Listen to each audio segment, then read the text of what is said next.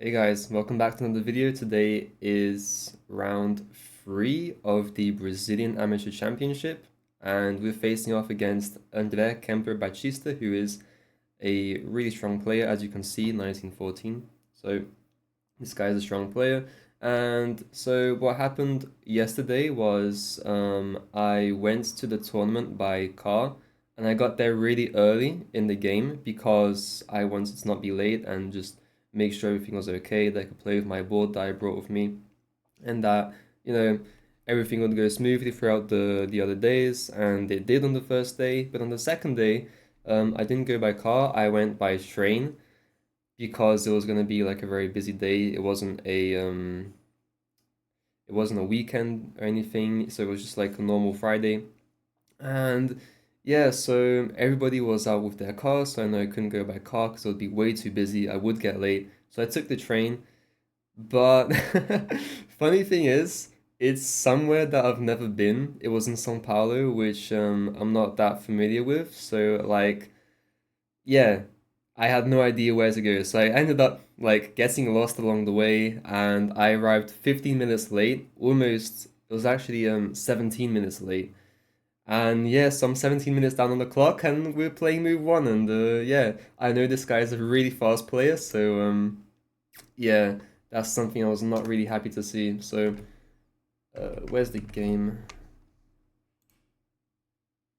The game just deleted itself. That's strange. Let me pull it up again. That is very strange. One sec. There we go. Okay, got the game. So this game starts off with knight f3. I've got the white pieces. g6, g3, and then he plays bishop g7. And in other games, I've shown that whenever they play this kind of setup, it's usually because they could aspire to play something like e5 immediately. So to avoid these e5 lines, you can play d4 in this position, and now they don't have this e5 push anymore. You've taken this away from them, which won't allow them to gain full control of the center. So that's a good idea to implement. Knight f6, bishop g2, castles, castles. Very, very typical opening stuff. Nobody's made any significant progress so far. It's just developing the pieces, castling and whatnot. d6, c4, and then knight c6 is the first turn, which is unexpected. So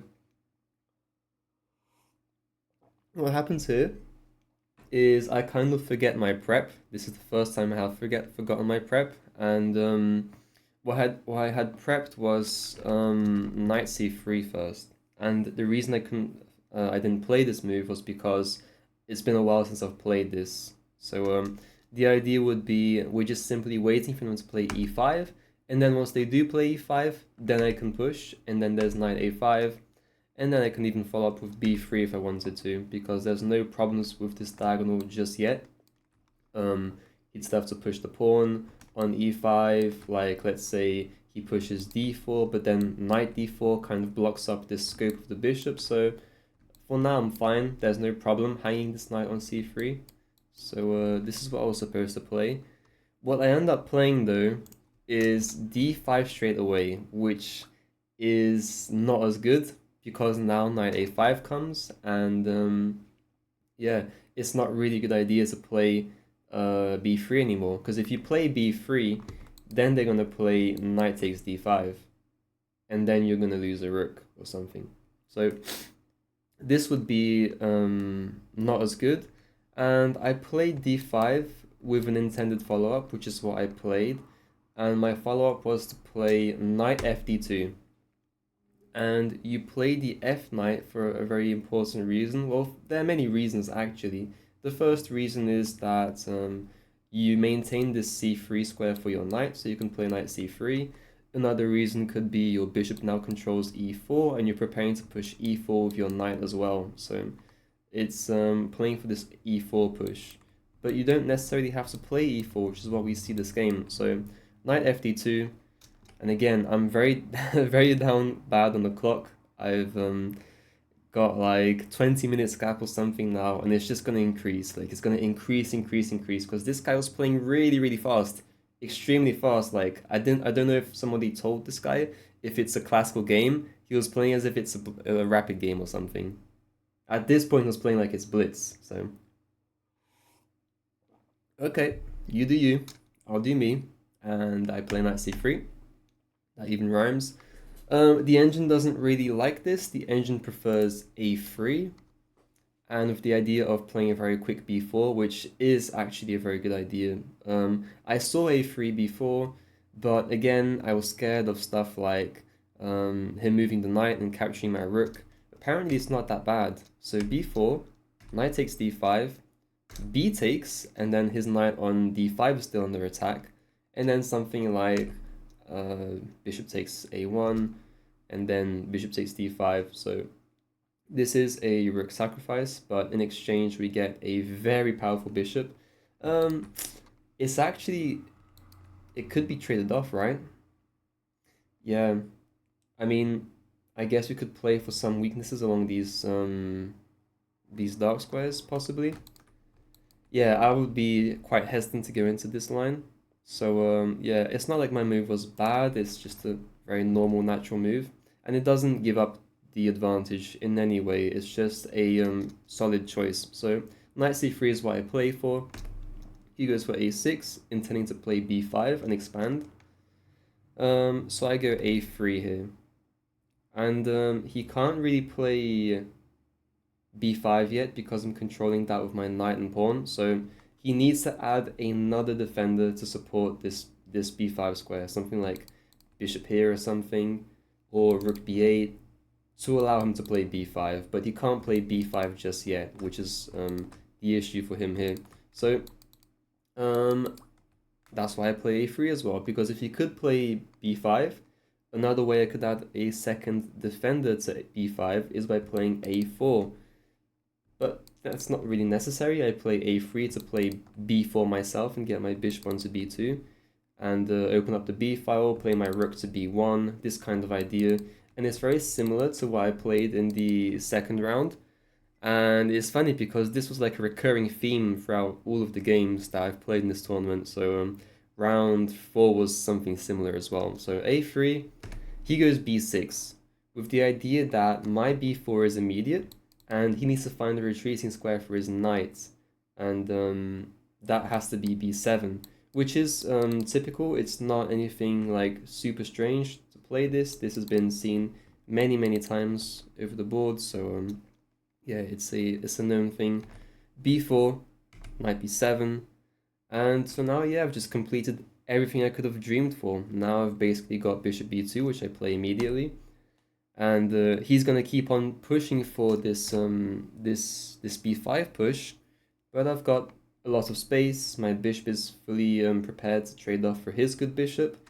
Once these bishops come off, maybe there's some weaknesses around his king, and yeah, I'm feeling really good about this position. And again, he's playing super fast, so here I actually take some time, slow down, and try and come up with a very solid plan of action. So pause the video and try and come up with a good plan here, and then I'll show you guys what I played.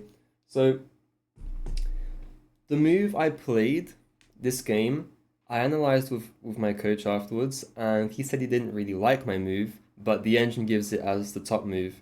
And the reason he didn't like it was because he thought it gives too much, it becomes really hard to actualize my plan, whereas he has a clear plan of action, although it takes some time. So I did see both sides of this. It was a give and take, but I did think that my idea was actually good. So I play it. The move is b5.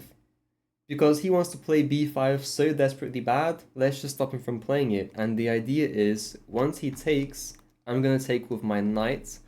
If you take with the pawn, then you kind of don't have any prospects of playing your knight into c6 at any point of the game. So I wanted to keep this b file open as well. So I wanted to have the ideas of playing like maybe some sort of rerouting into c6 with a knight at some point. Of course not now, it's like way down the line I could play this possibly.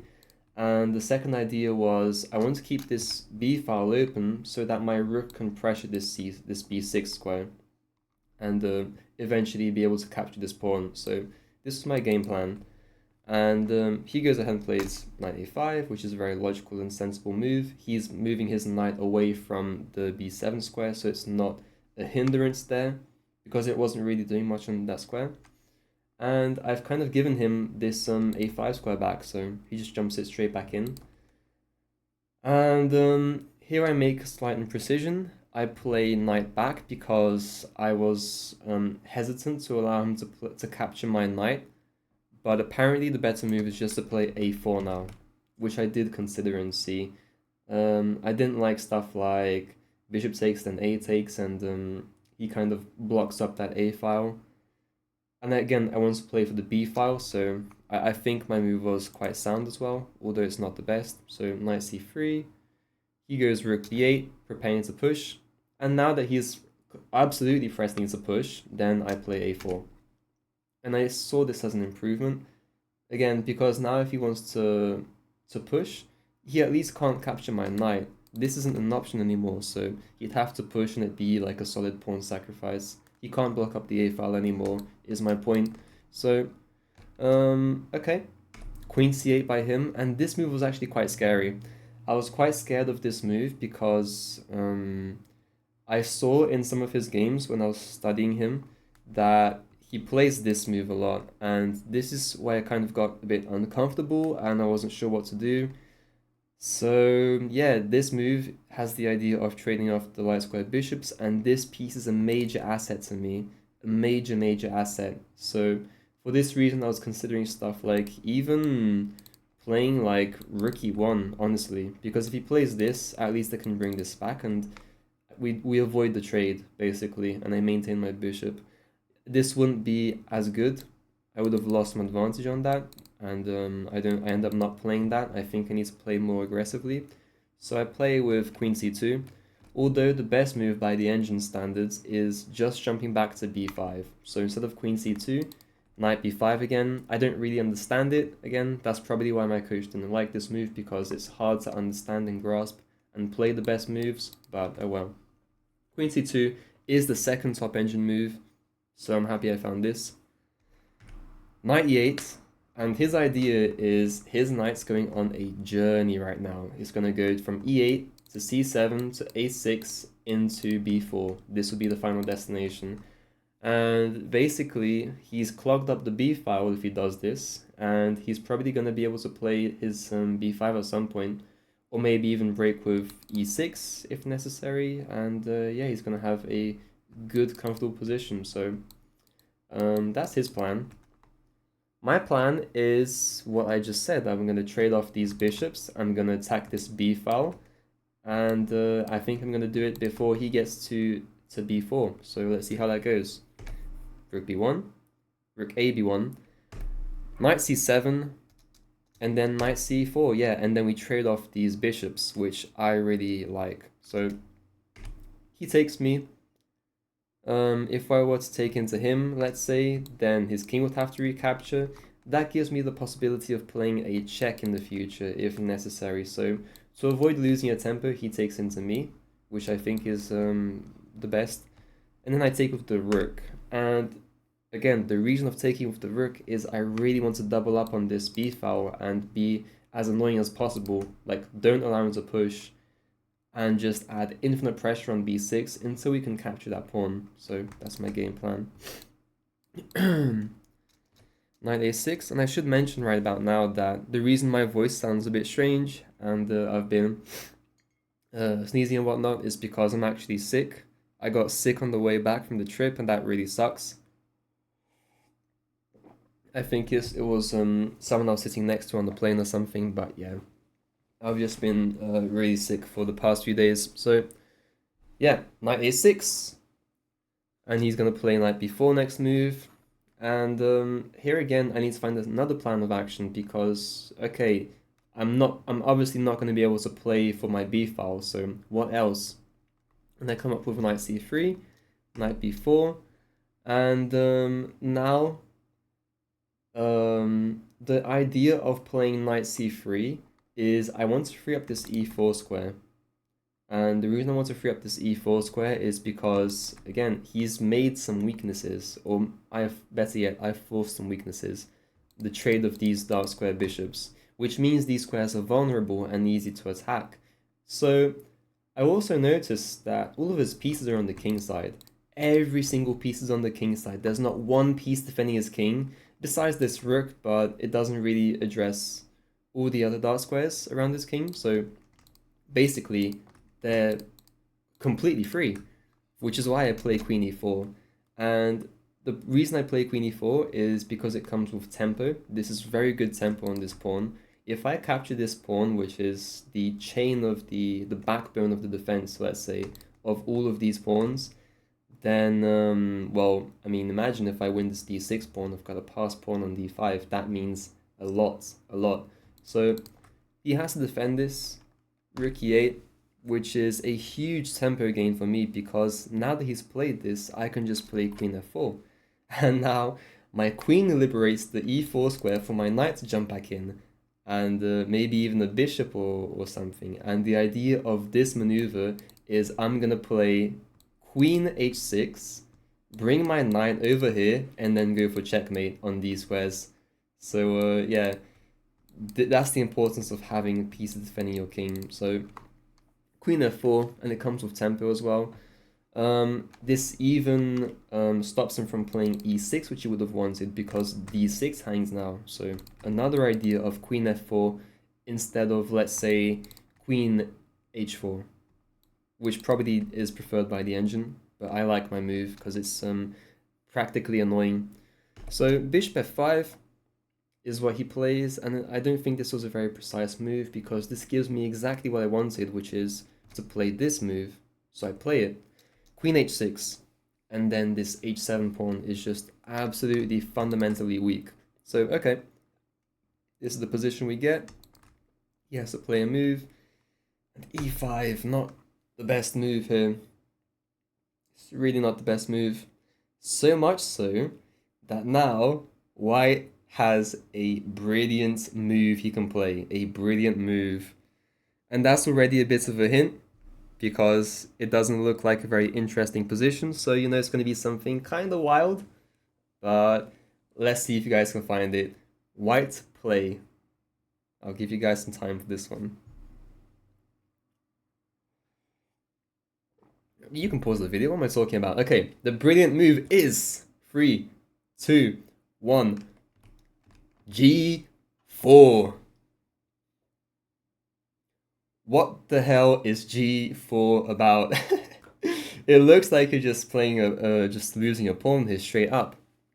But the idea is once you play this pawn and they're practically forced to take it because it doesn't make sense to move bishop d7, then what happens is knight moves in, and this is the main difference. Now that the bishop isn't on f5, now I'm threatening this move, which, like, okay, it's mate, but it's still threatening to win a bishop at the same time. You can't even trade bishop for knight, you see? So this is just like a dislodging tactic. And then queen f5, and incredibly, it's white to play for a second brilliant move in the row. So now white to play, pause the video, see if you guys can find it. And if you guys find the second brilliant move, starting from the first one, then that is like, you're a GM. Like, let me write up your title right now. You're a GM. I don't care what anybody says. But yeah. Okay, second brilliant move is f4. Not even caring about like anything he can possibly do to you, because again, if you move here, then there's this fork, and I'm winning your queen. So you can't trade off queens. So my queen is just permanently stuck here. There's nothing he can do about it. And his queen is kind of stuck here now, because I'm threatening just to play take, open up this file, and then play knight h6. Sorry, knight f6 check. And that's again mating. King here, mate. So what does he do? There's not much he can do. Basically, the best move in this position is to play bishop takes e2, but again, that sucks because now I take here, and I'm hitting your queen. Oops. I'm hitting your queen, and I'm threatening to play this, and you can't even take my rook because the pawn defends this square now, which is insane, so he has no time for anything. Let's see what else you can try and do. If you take this, then I'm probably even mating you quicker throughout, let's say, this, and I've even got threats of rook takes now, which is insane. So, yeah. Actually, if I play this, this is a guaranteed mate, to be honest. So, yeah. Incredible, incredible, brilliant stuff. So, of course, I'm a human being and I don't see it. I just play knight ce4. And I think that, okay, if he wants to trade into me, that's okay because I've got the second knight. So, I mean, this looks completely fine for me. Queen f5. Could I have played f4 here? I'm not sure. Actually, no, I could have just played g4, like the first brilliant move. And the idea, again, is you can't take this pawn because I have knight to f6 check tricks. So this would have been the best move in that case, which I miss again. I just go knight g5. The problem with knight g5 is it's not mating because he has this move and he's kind of defending. So I do what I can. I play takes and king f8. And now I need to find a way to continue attacking because I've got a really good position. I can't let up now. I need to keep on pressing. So the way I found I could do this was to play f4, because f4 simultaneously defends my knight and threatens to capture, and then if he captures me, I've got checkmate, because his queen can't move. So the queen is kind of pinned in a way, because it's stuck defending mate, and even if you play e4, which is what he plays in the game, like this rook is not hanging, by the way, because again, if he takes this, then my knight and queen will mate. So this is kind of like an empty threat. And I had a hard time coming up with a plan. I saw the top engine move, which wins, but I couldn't calculate it to the end. Or actually, I did calculate it to the end. I just blatantly missed one very important aspect of the attack. So that's why you need to see every little detail. I play king h1 here. And the reason I play king h1 is because I was scared of stuff like, okay, let's say I try and capture this pawn. He's always going to have this check with two attackers on my knight. So it's something like check, king moves, rook takes, bishop takes, queen takes. And then I've lost 2 pieces for a rook. So that would not be good for me. I wanted to make this work. I really couldn't find a way to make it work. So I play king h1, kind of like halting my attack, but now creating the actual threat of taking on e4. So yeah, this was my game plan, but the best move was to play f5, actually hanging the knight, because if you take it, now there's f takes and I'm threatening mate in many, many ways. And the aspect I completely forgot about was I saw it can take, I saw he takes, and I was like, yep, this is it. No more attack for me because I'll go check, he'll go here, and then there's nothing left for me. I even went as far as to calculate check, king here, and some stuff like this, like maybe rook f6, potentially. But, I mean, this would be good, I guess, but there was just a clear win, which I should have seen, and if I did play f5, like, without seeing the full line, I definitely would see it here, which is just queen takes g6. The queen is hanging because the pawn on f7 is pinned, so that's an easy win. King h1, and he goes rook b7, which is a blunder. Now it's a blunder because now I can actually force mate by playing f5. Again, I miss it and I play rook takes. Kind of an unnecessary move. The idea was kind of to break up his pawn formation over here and make d6 really, really soft, and then try and get a very powerful knight onto d6 at some point, or bishop, which is why I play at this point, he plays c takes, I play knight takes, and if he wants to trade off and sack back like he does, rook takes and bishop takes, this bishop is very strong, and I'm threatening to play stuff like f5 now, which is safer. f5, and then of course I need to defend this rook first, but once I do defend the rook, I'll have stuff like takes, and that would be very, very scary for an attack. Not even going for mate on f7, but just pushing and queening would be excellent. So yeah, I had many plans from this position. He goes knight takes c4. I tried calculating stuff like this at some point, but it doesn't work, I don't think. I go rook c1. I see my attack has kind of faded away. My rook was hanging on f1, so I need to find a way to deal with that. He goes rook c7, which is really strange now. Mainly because it's walking into a pin. I can pin him by playing bishop to d3 kind of stuff. But I calculated out and I saw this wasn't as precise, and I still wanted to attack his king. So the plan I came up with was queen h6 check, which is the preferred engine line, king e8, and now I can go f5 because the queen is undefended, and this, which means this pawn is pinned. You can't take like this or you lose the queen. So it's kind of like a sneaky way to get around it. He goes queen e5, attacking my bishop, and at this point, I've got 2 minutes on the clock. Okay, 2 minutes. Guess how much time he has? Because again, he was playing super, super fast. This man, I kid you not, he had 50 minutes on the clock in a classical game. It was 1 hour 30 when we started the game. He had this full 1 hour and 30 minutes. I had like 17 less. And now I've got 2 minutes and he's got 50, which is really concerning for me. I had to play super fast, and which is why I chose to go into this line here. Queen f4. Because anything else would be just not as good, I feel. I feel the queen trade must come now. I've missed my chance to attack through those 2 blunders I made by not capitalizing. So it is what it is, and we just accept the position for what it is. Queen takes, g takes, rook c5, and now he can move his knight because the rook isn't hanging. The pawn defends now. So I need to deal with this really quickly because he's found a good move, which I didn't see. I didn't see rook c5, to be honest. I think I can throw this in, which I can. If you do anything which isn't defending this or dealing with this pawn, I can push and it's automatically queening. Yeah. So he, of course, has to take back. I feel it's fine to take with check.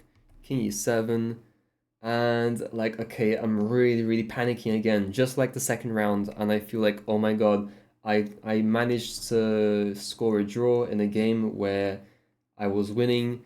Like, this is an even game. Like, chances are, what if I lose this game? It would be devastating. So I'm like, many things going through my mind right now.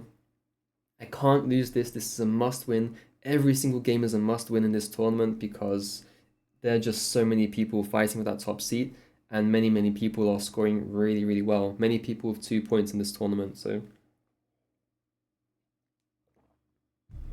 I'm panicking out my mind.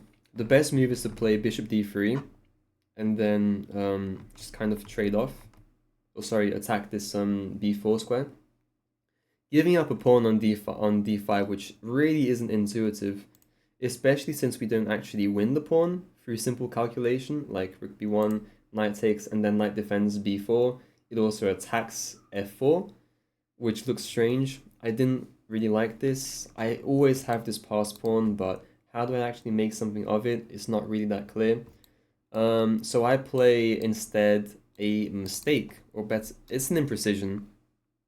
e4. And it's really tough to see this because now there's b3 simply. And if I play stuff like, let's say rook b1, then there's going to be knight d2. Okay, let's say I play rook b2. Let me show you this. So b3, rook here, there would be knight here, and then this, basically winning because well, if I trade, the pawn's queening on the dark square, my bishop can't get in time. So yeah, this would be losing on the spot. And if I wanted to hold this position, after b3, I'd have to play e5. A hard move to see because he's got, like, I have no time on the clock. He has much time to calculate. The only thing is he can't take this because his knight hangs, of course. So, but this would be the saving move for me because if he tries to play the same stuff, then what ends up happening is he can't play rook c2 because my bishop now controls it. So that's the difference in this line from the other one I just showed.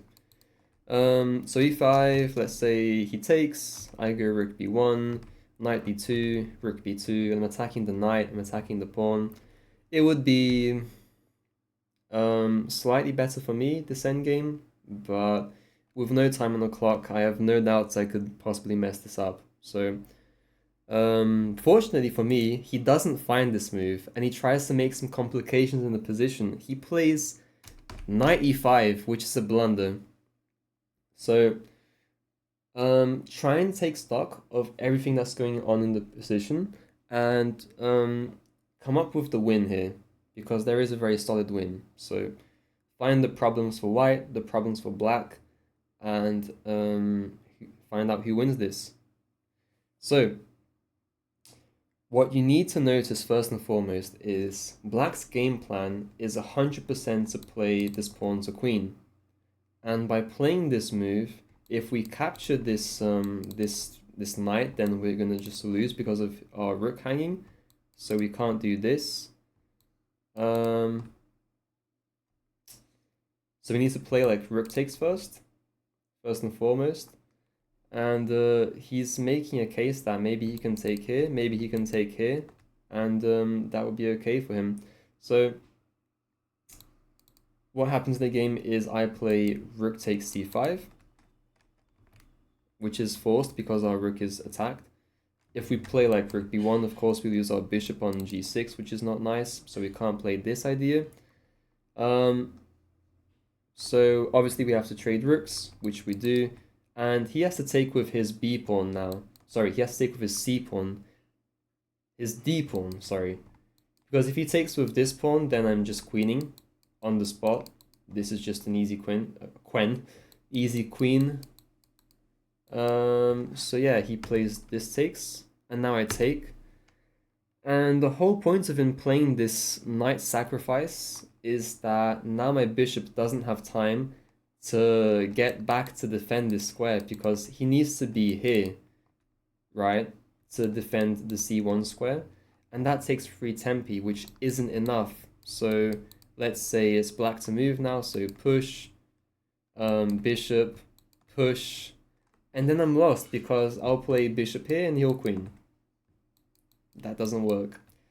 So this isn't losing for white. There's one single resource that you can find. He of course plays b3, and now again I'll ask you white to play. And if you found this move from way back way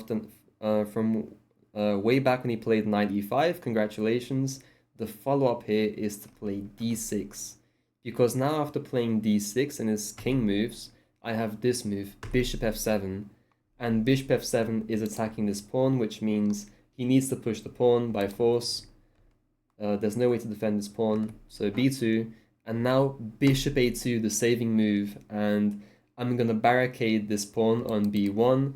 If he ever pushes this pawn all the way up, that's okay, I can just take it. And yeah, he'd need this pawn to reinforce this square to be able to push this c pawn all the way down and queen. But he can never do this, because if he ever tries to move this pawn, I'll either take him or push myself. So this is just completely winning endgame. And from this position, my opponent resigns, and I go on to win this game. So yeah, this was a real panic. A crazy, crazy game. And yeah, with two brilliant moves that I missed. Oh, it would have been insane if I had found it. I probably should have taken my time a bit more. But I did take my time. I just couldn't find it, I guess. Yeah, I mean, I'm not unpleased with this game or anything. I think it was a very good game from me. Definitely one of my best from these positions. And yeah, I loved my middle game plan. I loved how simple it was and how I executed it well. So yeah, definitely a happy time for today. That's it. I'll see you guys for next round. And yeah, we'll look at game 4 when I'm playing against a known streamer. So yeah, see you guys there. Bye.